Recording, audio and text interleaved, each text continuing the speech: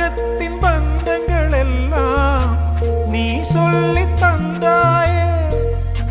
பிறப்புக்கும் இறப்புக்கும் இடையில் வழி நடத்தி சென்றாயே.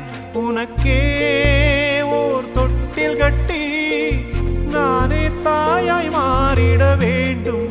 ஆராரிராரோ நான் இங்கே பாட, தாயே நீ கண்ணுறங்கு, என்னோட மடி சாய்ந்து